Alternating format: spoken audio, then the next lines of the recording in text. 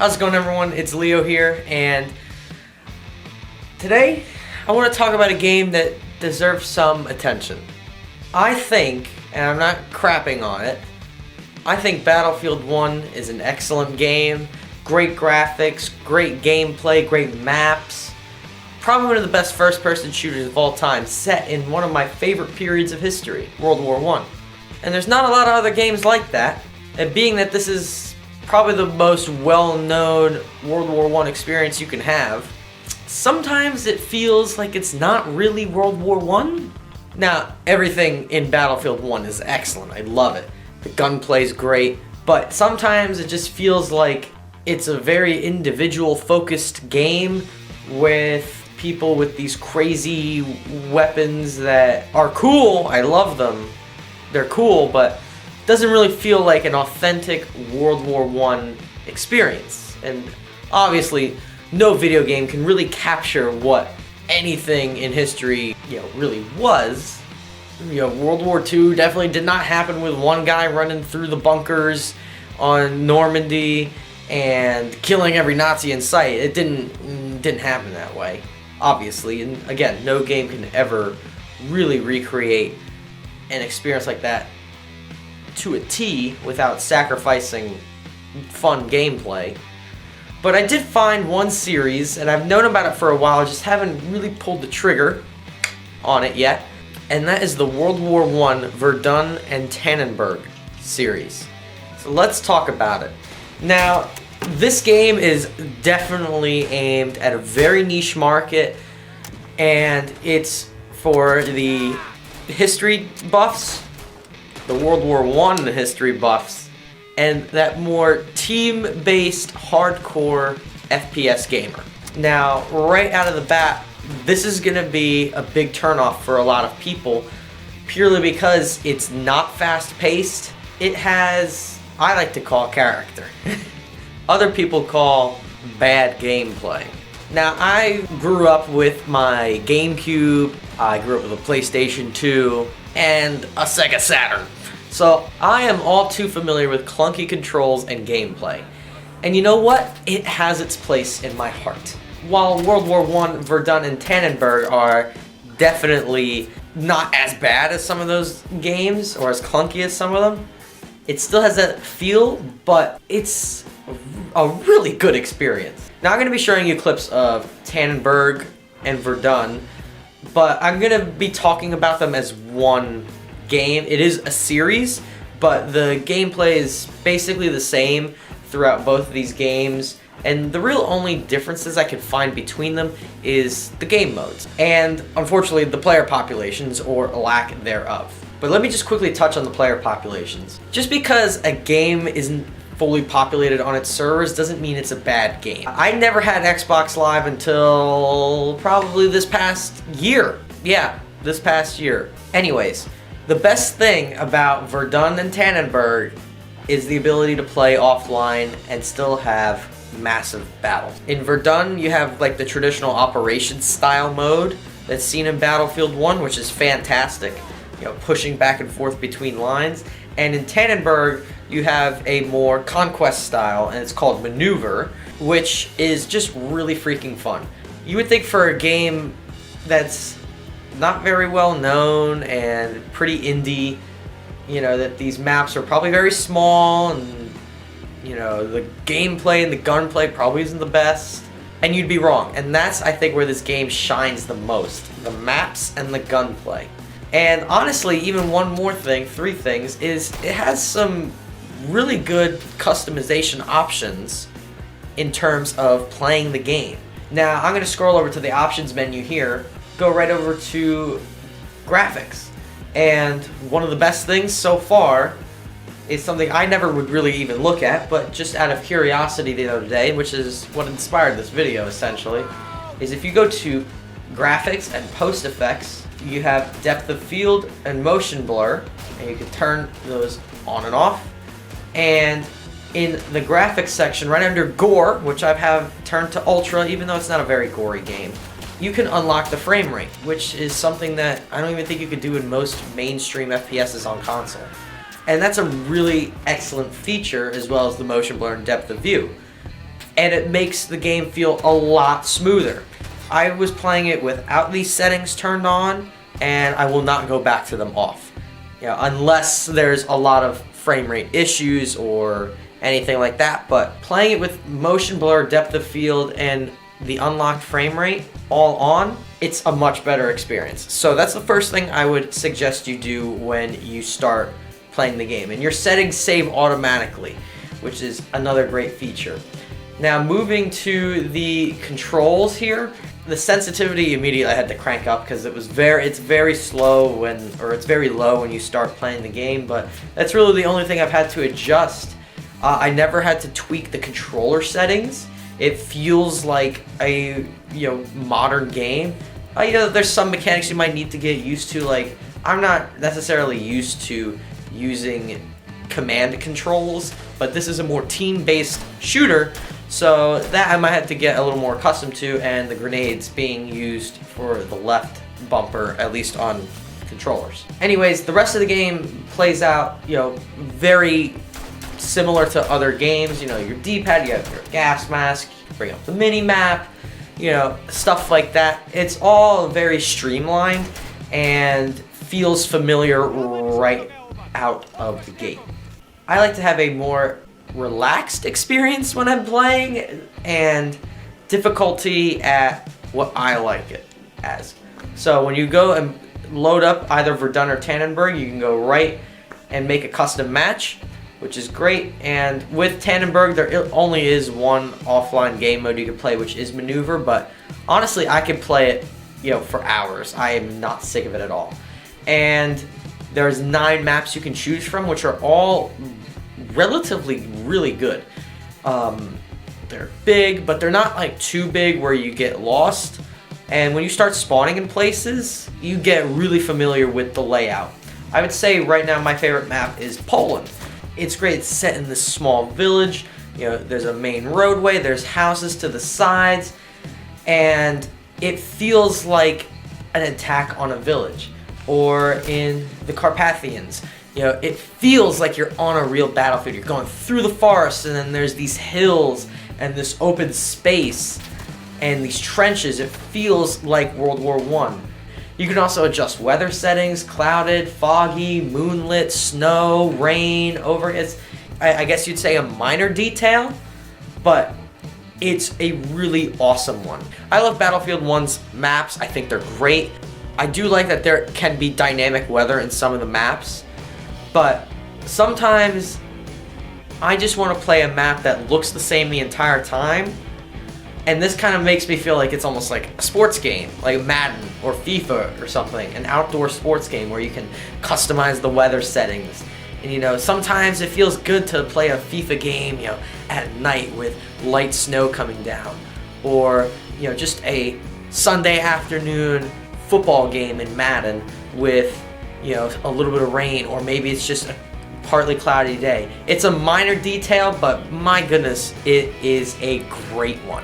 And it makes, I think, the maps replayable, because you can play one of the 9 maps on just, sunny, for example. But how cool would it look if, oh man, the sun's gone and now it's just heavy snow coming down? Like, I feel like that is just so freaking cool. Now, when I said you can play with bots, you can play with 32 bots. And the way I set up my custom matches is you put the max players at the maximum at 40, because you're not playing with anybody. It doesn't matter. Well, actually, no, it does. You can't put it at 1, because otherwise it would just be you and one other person. Set it to max, and then you fill the bots to 32, and you have a massive, feeling World War I experience. And I set them to hard because you don't really want to play it on easy. You don't want to just go racking up kills. It'd be kind of boring after a while if you just played on easy. I play on hard so that there's a bit of a challenge. Although I wish there was an extra difficulty setting or even difficulty modifiers, because sometimes it feels like you could capture a point easily and deplete all their resources, which is how you win the game. It feels like that can be too easy sometimes, but at other times you can maybe only capture 1 or 2 points, and they do a good job of pushing you or keeping you in the same spot, making you drag it out a lot longer. But I just wish it could be a little harder at some points. You can also choose the year. I don't know really what that does to the gameplay itself, but it's a cool little feature. Sure, you might think it's slow looking, it's not smooth, but I think it's very rugged looking in a really good way. Sure, the graphics are not the best, but if you're judging a game purely on graphics, are you even judging the game? And honestly, in modern gaming now, it feels like more people want the old style graphics than the super realistic ones. And I get it, realism is really, really cool, and I think the game that does it the best is Modern Warfare 2019. But sometimes you just want a game that feels like a video game. And I think that's done perfectly, which is why I love games like Astroneer, which I'm definitely going to be talking about. Really unique art style. Legend of Zelda Wind Waker. Iconic, legendary art style. No Man's Sky has a great art style. And they're not real looking, but they're amazing and they're timeless. Another part of Verdun and Tannenberg's great gameplay is its squads.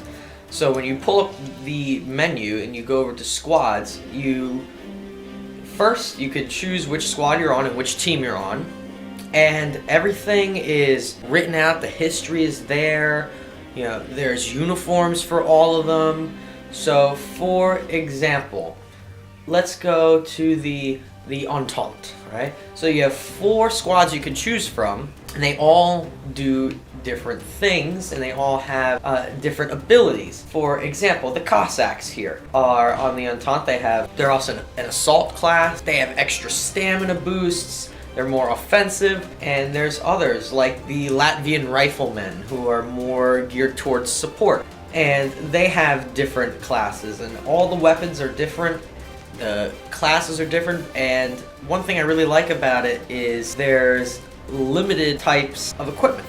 So for example, once you choose your squad and your role, where you could be like the lieutenant, you could be just a rifleman, and you go to the loadouts, you get one of 3, and they're all limited. So you could either have a rifle with a bayonet and binoculars, or a rifle, a bayonet, and a grenade, or a pistol, a shovel, and a grenade. And I think that's what really gives this game some character. You can really just, be any specific type of soldier that's given to you. It's really, really awesome. When it comes to the actual gameplay, while it might feel clunky at first, honestly, once I turned those graphics settings that I talked about earlier on, it felt way smoother, and honestly would definitely feel a little more accessible to people who are new to the game series. And the animations look good, the guns sound really good.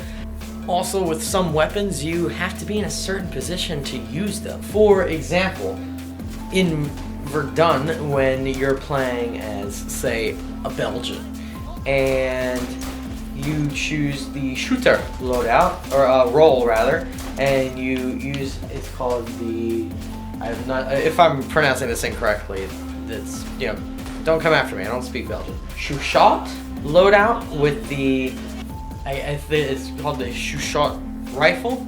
You actually have to be mounted to use it. You can't, just like in Battlefield, take a freaking massive LMG, like the Lewis gun, and just quickly aim down the sights and mow everybody down.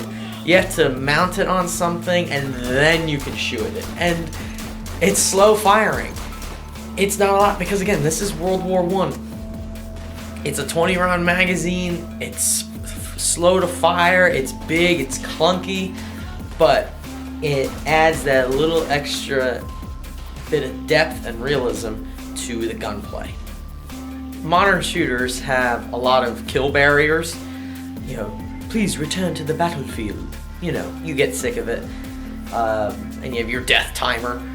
And it just kills you for basically no reason, or at least it gives you no reason. It's like, oh, just return to the battlefield. It's just like, in any of these modern shooters, from Battlefield 1 to Call of Duty, In World War I, in the series, If you leave where you're supposed to be, you'll be shouted at, "Get back here, you deserter!" Geen terug, dat is een bevel! You don't, now you have a reason to die, because you get shot by someone, maybe not even really. It doesn't really show you getting shot by someone, and you might just die, but at least it gives you, oh, you're a deserter and you're going to be executed by your own people. It might be a small detail, and sure, you could argue like, oh, well, that's just the same thing as a regular kill timer. What's the difference? The difference is in that small detail telling you you're a deserter and you're gonna get executed if you don't turn around and return to the battlefield. Not like, oh, just return to the combat area. Just a small detail. While it can feel a little stiff or look a little stiff when people die or get shot, or maybe you think, oh my god, I got shot once, why am I dead already? At the end of the day, this is a more hardcore take on the FPS and World War I genre. So it's honestly to be expected, and while it can be annoying at sometimes, it's not overly frustrating, I think. If there were some things I would say that could make the game a little bit better, when you get shot, it would be nice to know where you got shot from. Maybe that's just me being a trained lab rat of Call of Duty, but it is nice to know where you got shot from, and sometimes I feel like you do know where you get shot from, but most you really don't, and it can be kind of frustrating sometimes. Sometimes you get shot and killed in one shot, so it might not even matter at some points, but it still would be a nice touch to have. I will say sometimes hit detection might be a little bit off, but I can also kind of understand why it might be. There is, depending on who you play as, there could be more sway in your weapon when you're trying to shoot, but also it does kind of make it feel like, hey, World War I was pretty rugged and not everyone was a freaking sharp shooting, 360 montage, Doritos Mountain Dew no-scoper. And I do kind of like that, but it can be frustrating at sometimes when you definitely know you think you hit somebody and it just doesn't register, or it doesn't even like hit them. It completely misses, even though you're like, man, I was like right there. To wrap up this video, World War I, Tannenberg and Verdun, and there's a new one coming out, Isonzo, I think, which is going to take place in the Alps, and I would love to get my hands on that, just purely because I think the Alps are a great, not only set piece, but something that definitely gets overlooked in World War I. And I loved like the map Monte Grappa in Battlefield 1. I think it looked beautiful. And from the screenshots and videos I've seen from Steam, it looks just so good. And while Verdun and Tannenberg just got released on consoles not too long ago, I'm gonna personally wait until Isonzo gets released on consoles. I got these games during like the Cyber Monday, Black Friday deal, and my goodness, they were worth it. And I would say that they're worth the full price, the $15. $15 or $20 for these games. I think it's so bang for your buck. If you like Battlefield 1, but you wish it was a little more of an authentic experience, definitely check these games out. Black Mill Studios and MH2 have done a fantastic job with these games, and while, yes, they might leave a little bit to be desired, and the player populations might not be on the scale of Call of Duty, I personally think playing it offline by yourself with the hardest difficulty is an excellent experience. I highly recommend you check out the games. I'll leave the Steam links below. It is available on consoles now, so you can get it on your Xbox. I don't know about PlayStation because I don't have PlayStation 4 or 5, but definitely check the games out. I'll leave the links in the description below. That's all for me. Don't forget to like the video, subscribe to the channel, comment down below what you think of these games. Don't worry, I'm still making music content. Trust me, I am. I just wanted to make a video on these games because I really, really love them, and they deserve a lot more attention than they really get. I started this channel as a gaming channel. Now I can put, way more effort, I guess you could say much better content. My brother will attest my old gaming videos were very cringy. Yes, indeed. Yes, he was in one of them where we played Doom, where I had the camera just pointed at the... Yeah, that was bad. I regret. God, that was... I regret being a part of that. No. No, you know you what? don't. Screw that. I do. I don't regret not regretting something. Regret. Fun times we had when we were just recording the TV screens. Because But- we don't know how to edit. And I also didn't have a computer at the time to edit that. But it was the drive and the passion that made those videos come to life. But anyways, Just not good. thank you so much for watching, and I'll see you next time. See you. Goodbye, mortals.